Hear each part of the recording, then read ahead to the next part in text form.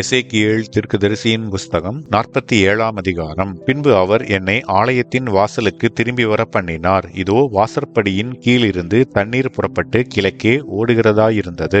ஆலயத்தின் முகப்பு கிழக்கு நோக்கி இருந்தது. அந்த தண்ணீர் ஆலயத்தின் வலதுபுறமாய் பலிபீடத்துக்கு தெற்கே பாய்ந்தது. அவர் என்னை வடக்கு வாசல் வழியாய் புறப்பட பண்ணி என்னை வெளியிலே கீழ்த்திசைக்கு எதிரான புறவாசல் மட்டும் சுற்றி நடத்தி கொண்டு போனார். அங்கே தண்ணீர் வலதுபுறத்திலிருந்து பாய்கிறதாயிருந்தது. அந்த புருஷன் தமது கையில் நூலை பிடித்துக் கொண்டு கிழக்கே புறப்படுகையில் 1000 முழம் அளந்து என்னை தண்ணீரை கடக்க பண்ணினார். தண்ணீர் கணுக்கால் அளவாயிருந்தது. பின்னும் அவர் 1000 முழம் அளந்து என்னை தண்ணீரை கடக்க பண்ணினார். அங்கே தண்ணீர் முழங்கால் அளவாயிருந்தது. பின்னும் அவர் 1000 முழம் அளந்து என்னை கடக்க பண்ணினார். அங்கே தண்ணீர் இடுப்பளவாயிருந்தது. பின்னும் அவர் 1000 முழம் அளந்தார். அங்கே அது நான் கடக்கக்கூடாத நதியாயிருந்தது. தண்ணீர் நீச்சல் ஆழமும் கடக்க முடியாத நதியுமாயிருந்தது. அவர் என்னை நோக்கி, மனுபுத்திரனே, இதை கண்டாயா என்று சொல்லி என்னை நதியோரமாய் திரும்ப நடத்தி கொண்டு போனார். நான் நடந்து வருகையில் இதோ, நதியோரத்தில் இக்கரையிலும் அக்கரையிலும் வெகு திரளான விருட்சங்கள் இருந்தது. அவர் என்னை நோக்கி, இந்த தண்ணீர் கிழக்கு தேசத்துக்கு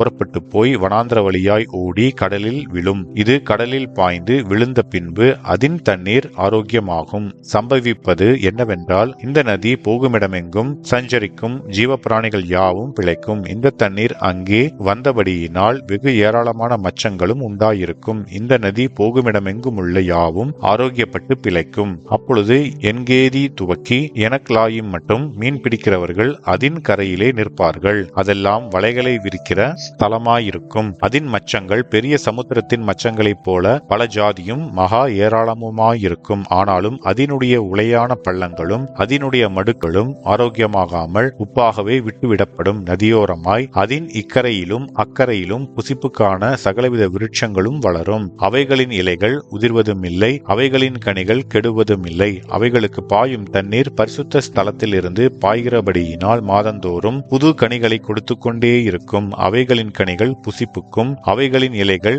அவிழ்தத்துக்குமானவைகள். கர்த்தராகிய ஆண்டவர் சொல்லுகிறது என்னவென்றால், நீங்கள் இஸ்ரவேலின் 12 கோத்திரங்களுடைய இலக்கத்தின்படியே தேசத்தை சுதந்தரித்துக் கொண்டு குறிக்க வேண்டிய எல்லையாவது, யோசேப்புக்கு 2 பங்கு உண்டு, சகோதரனோட சகோதரனுக்கு சரிபங்கு உண்டாக அதை சுதந்தரித்துக் கொள்ள கடவீர்கள். அதை உங்கள் பிதாக்களுக்கு கொடுப்பேன் என்று நான் ஆணையிட்டு கொடுத்தேன். ஆகையால் உங்களுக்கு இந்த தேசம் சுதந்திரமாக கிடைக்கும். தேசத்தின் எல்லையாவது, வடபுறம் பெரிய சமுத்திரம் துவக்கி சேதாத்துக்கு போகிற எத்லோன் வழியாயிருக்கிற ஆமாத்தும் பேரொத்தாவும், தமஸ்குவின் எல்லைக்கும் ஆமாத்தின் எல்லைக்கும் நடுவான சிப்ராயிமும், ஆப்ரானின் எல்லையோடே சேர்ந்த ஆத்சார் அத்தி கோணுமானது.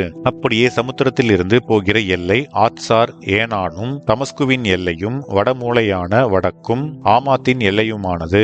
இது வடபுறம். கீழ்ப்புறத்தை ஆப்ரானுக்கும் தமஸ்குவுக்கும் நடுவாகவும், கீலேயாத்துக்கும் யோர்தானின் ஓரமான இஸ்ரவேல் தேசத்துக்கும் நடுவாகவும் கீழ்கடல் மட்டும் இருக்கும் எல்லையாய் அளப்பீர்களாக.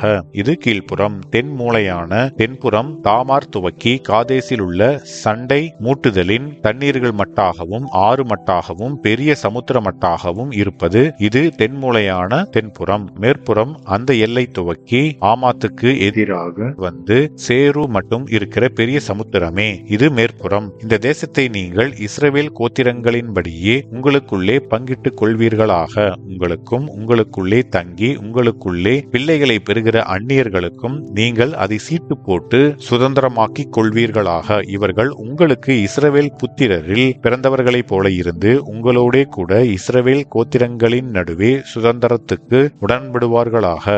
அந்நியன் எந்த கோத்திரத்தோடே தங்கியிருக்கிறானோ அதிலே அவனுடைய சுதந்திரத்தை அவனுக்கு கொடுக்க கடவீர்கள் என்று கர்த்தராகிய ஆண்டவர் சொல்லுகிறார் என்பதே. ஆமென்.